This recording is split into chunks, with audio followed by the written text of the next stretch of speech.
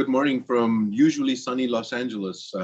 Unfortunately, it's been a little bit rainy and cold here, so we decided we'd bring in a little bit of Davos into Los Angeles. And so this way we would be feel a little bit at home, preparing for next year. Today, we were originally scheduled at this point to have Sonam Wangchuk from Ladakh. Unfortunately, Mr. Wangchuk was unable to join us. So Mr. Sonu Sood, who had a later panel, has decided to step up and fill this gap. And we are waiting for him to join at this time. So give us a couple of seconds. Sometimes in the live sphere, this is what happens.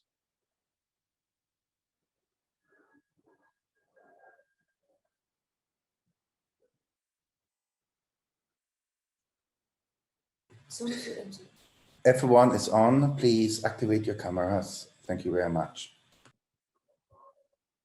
Hi, Sonu. Are you on with us? Yeah, I'm there. Thank you so much. Yeah. All right. Thank you so much for agreeing to switch spots, and we really greatly appreciate you joining Digital Davos with us. My name is Anand Singh. I'm one of the hosts here, and along with me is a wonderful young Hollywood actor of Indian origin, Avi Sinha. So Avi and I will be asking you some interesting questions, but first we'd like to get a little bit from you about COVID and preparedness, and what was your experience with the last pandemic approach when India shut down, and what an interesting story. If you could give us a little bit about that, we would greatly appreciate that. First of all, thank you so much, Anand, for having me, and hi, Abhi. It's a pleasure connecting with you. Thank you so much for everything. And yes, I would say pandemic was kind of a learning experience for me, which taught me that how sometimes you don't have to give up, but you have to put all your guns together and go out in the field to help people. So my family was always into it, from Punjab or Mumbai or Nagpur, where I did my engineering from. But when I actually entered the field, I realized that, I never knew how to send people back home on the buses, trains, flights, getting people from abroad, saving, all these medical students from different parts of the countries. But everything started happening organically. I was calling people whom I never met ever in my life, but they came forward and helped me. So the best lesson of my life was that you should never think twice calling somebody you don't know for somebody you don't know. And I think that made things happen. And in the whole pandemic, when people were hunting for medical help, for oxygen, for jobs, so I was making it happen. And till now, as I'm sitting in front of you, I've created jobs for more than 2 lakh people, and we are teaching almost close to 22,000 students now, and helping medically almost close to 4,000 people. So yes, I'm learning every day, but pandemic, I would say, has been the best teacher ever, in the last 2 years.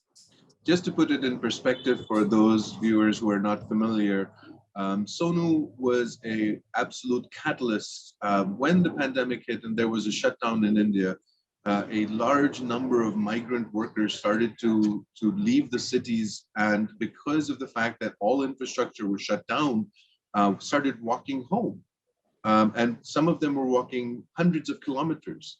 Sonu stepped up and provided food, shelter, medicine, and has gone beyond that, and created a charity and just one of those lightning rods that made us realize that there are unseen victims of a pandemic that are not necessarily sick, but are displaced.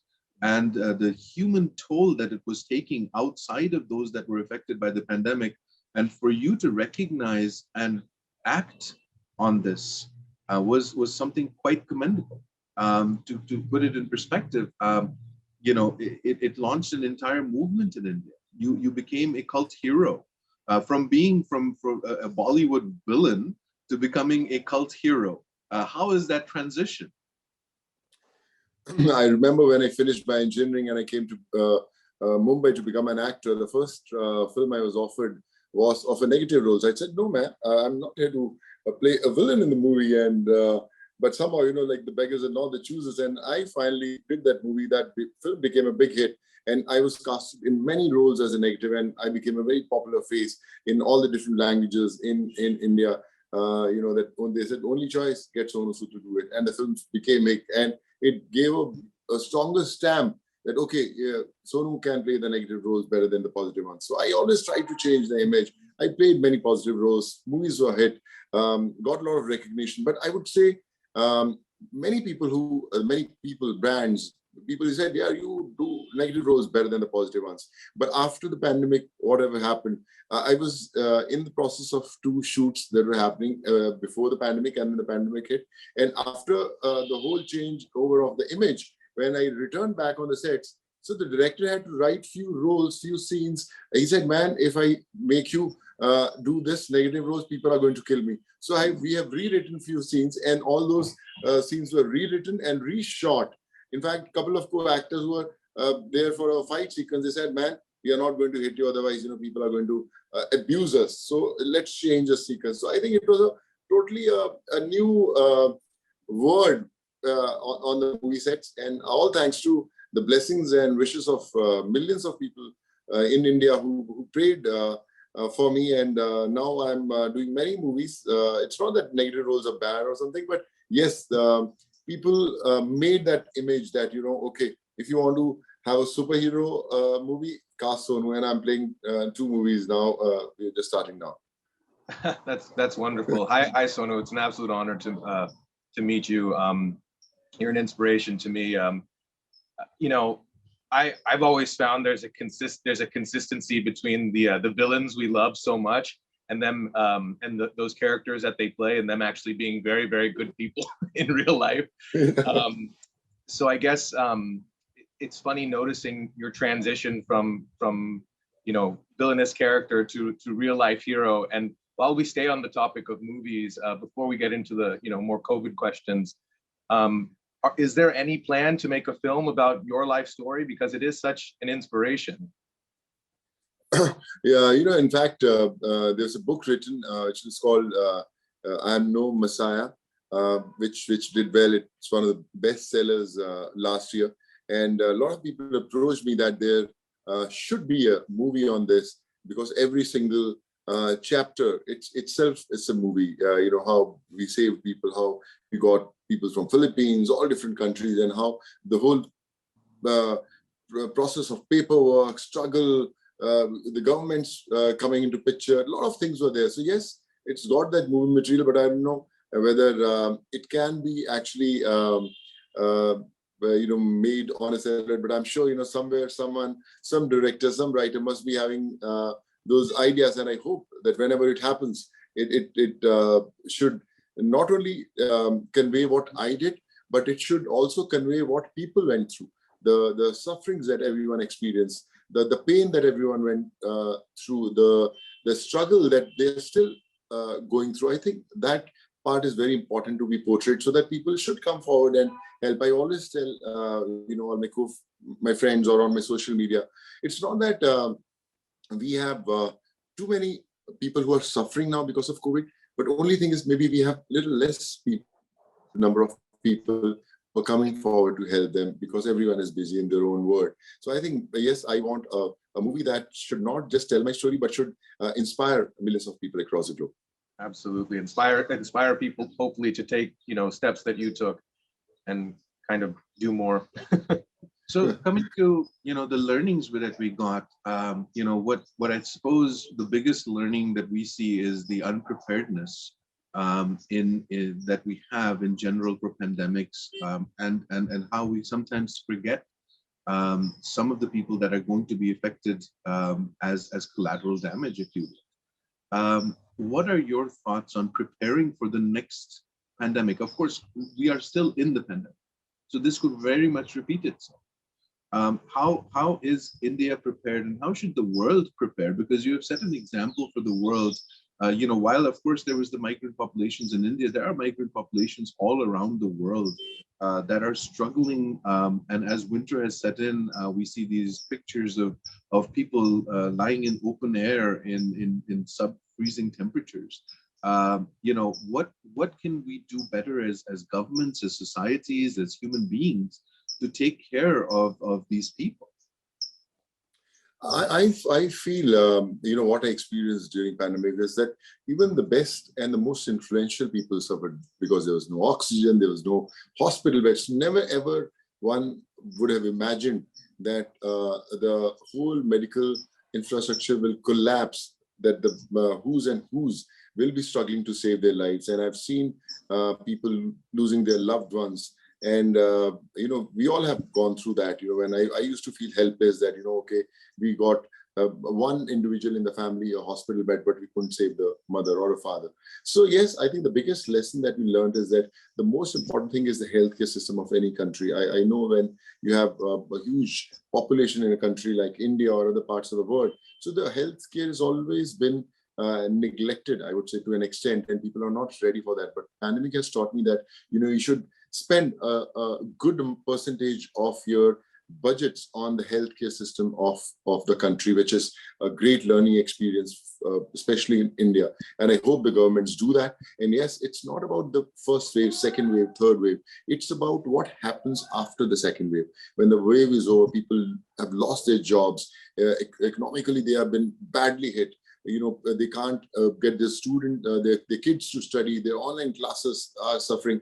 And imagine what a normal school-going boy or a girl would be feeling, that the dad or the mother, they're not able to get them an online class. So how helpless that would be. So I would say the biggest lesson that I've learned from the pandemic is that always be ready for those difficult times. Create the infrastructure that stays there forever. And there should be more and more people come forward together to help the needy ones. So I think that's the biggest lesson. Yeah, and now, of course, young people are very active today in doing things or wanting to do things. From your own experience, if a young person it doesn't matter if they're rich or they're poor, if they want to contribute, if they want to do something, that feeling of helplessness of not having a channel to do anything, of Yes. being isolated and not having the resources or the infrastructure. How would you say to anyone that's trying to make a difference, from learning from what you did, which was just a tremendous thing? So what would be your advice to young people that are looking to make a difference? Anand, recently I made this NGO called Sood, a charity foundation also, which is changing hundreds of lives every day. I was not equipped or to make an organization like that, but I think everyone came forward across the globe and they made what Sood Charity Foundation is. But the message that I would like to give everyone is, don't wait to become a successful individual. People say, okay, I'm going to help people. I'm going to give back to the society. When I earn a lot of money, I become successful, then I'll give back to the society. But you can also give back to the society by acting just a normal channel. The poorest of the poor, I have seen, they have saved hundreds of lives because they connected with us. People from interiors of the villages of UP, Bihar, Jharkhand. They called us, can you save our neighbor? We had sent volunteers there. We saved their lives. We got their surgeries done. We got them admitted in the schools. We got the mobile phone, their online education. So they have become heroes. They are from a very, very poor background, but they are the heroes of that particular community or villages. So I think that the best thing is to connect people, the kind of network that you should create, that anyone sitting in any part of the world wants to do something good, they can do it. So I think that's what matters.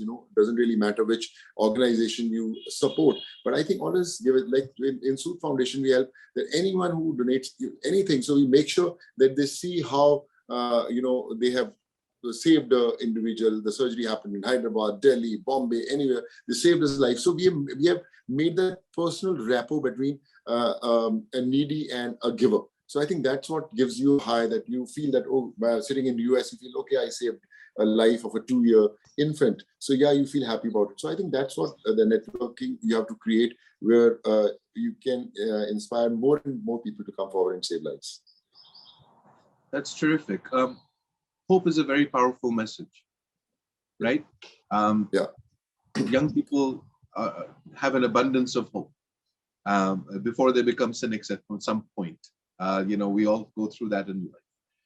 When you are in that stage of life, for young people, especially India as being such a young country,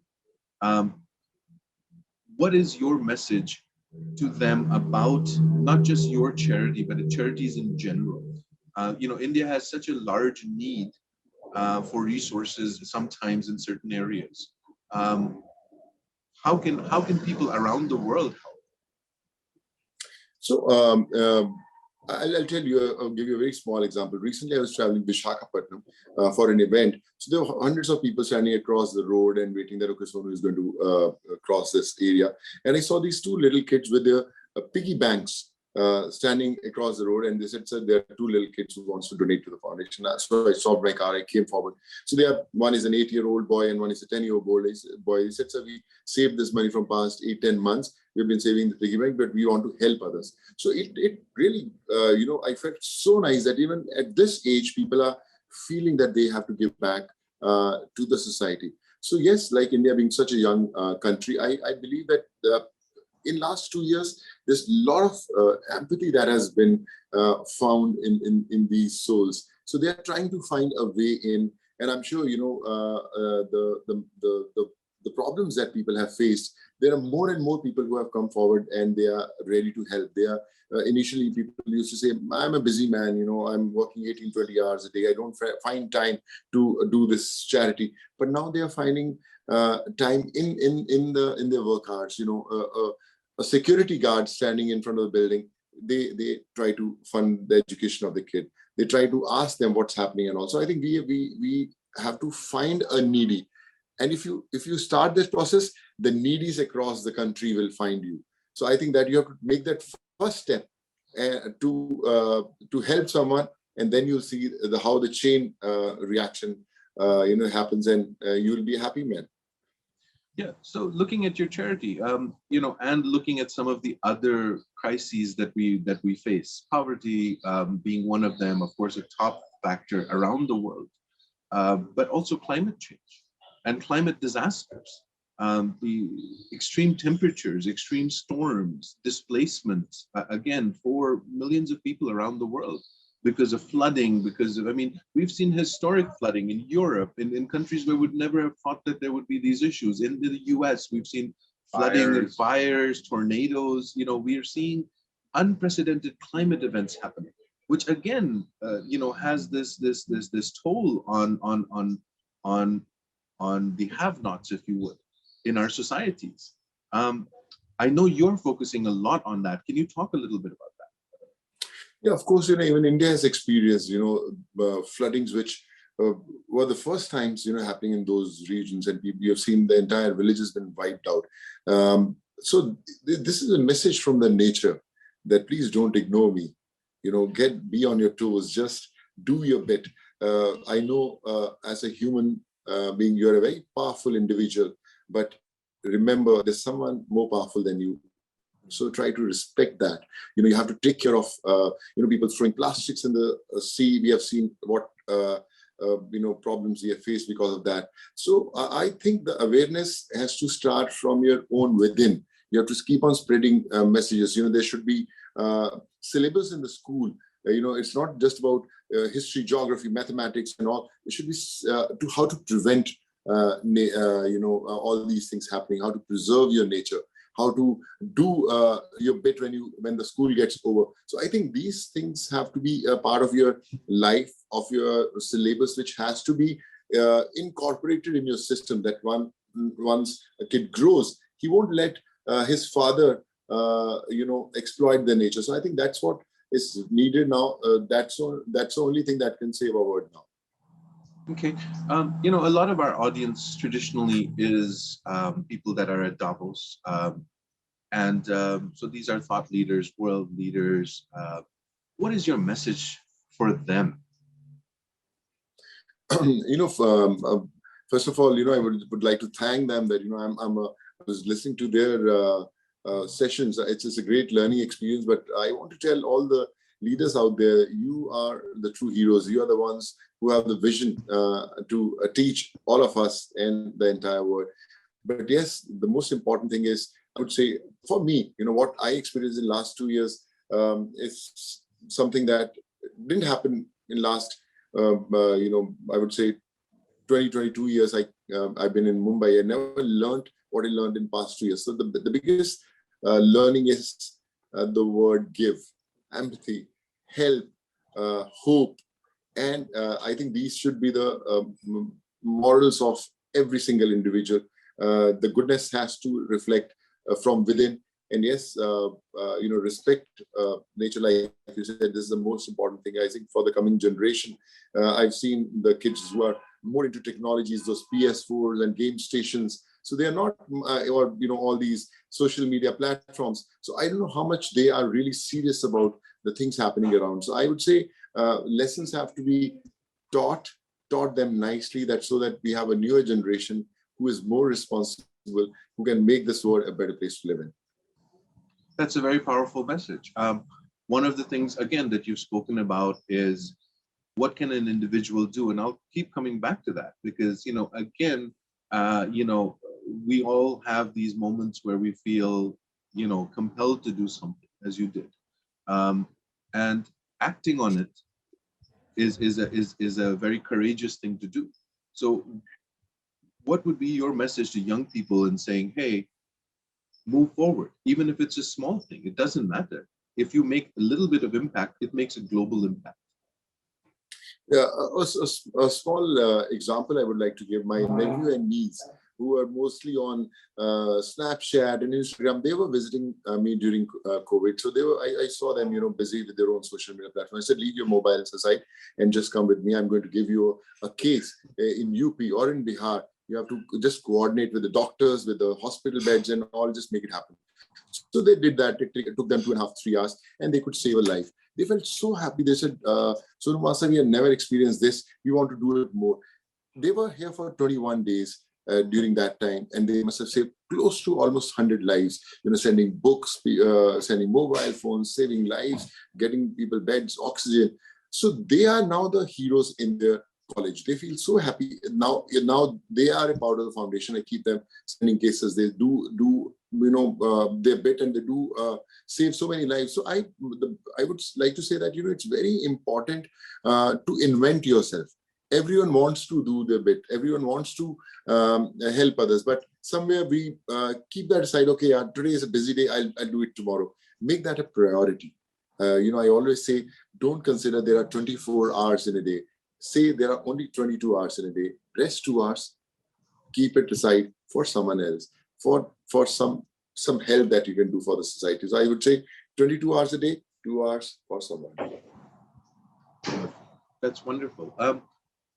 Parting thoughts from you on what we should be looking at as we move forward into 2022, and what are your expectations for 2023 and to 2050? What do you want to see a change in the world? What do you want to see a change in people? What do you want to see a change in leadership? What are your thoughts? I would say the leadership has to be more responsible. They have to be more red. The awareness has to be there. When the pandemic happened, especially in India, if you say, everything was in a big chaos. When the lockdowns happened, they didn't have people to travel. There's no means to do it.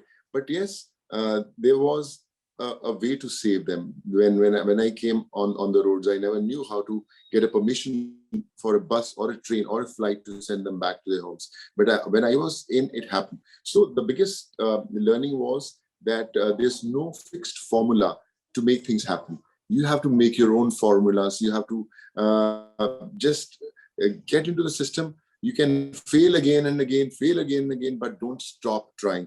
And one day at that particular moment, things will happen and you will realize that you were the chosen one who can bring that change. So believe in yourself and listen to your inner soul, because your inner soul will tell that you are the one who will bring that change. And I'm sure that everyone, every individual in this world is the one. You just have to invent yourself. Sometimes it seems like a lot of the efforts tend to become a little fragmented. There are so many good people doing so many good things. And of course, it's needed. India is a very large country. The world is very large. We have all of these organizations all around the world, but especially in India, we have people that are planting forests. We have people that are, Sonu is doing ice stupas to recreate glaciers. Dia Mirza is doing so much on climate change. Are you planning, or are you already coordinating with some of these thought leaders and leaders in change? And what are your plans of making efforts into a more coordinated way of doing this? Because we need our leaders to coordinate with each other. We can't have factions. There can't be divisions. So that's my last question for you, is to say, how do we take this forward? I would say when you take a step, you will automatically find someone calling you and said, man, this is the right thing you're doing. Let's do it together.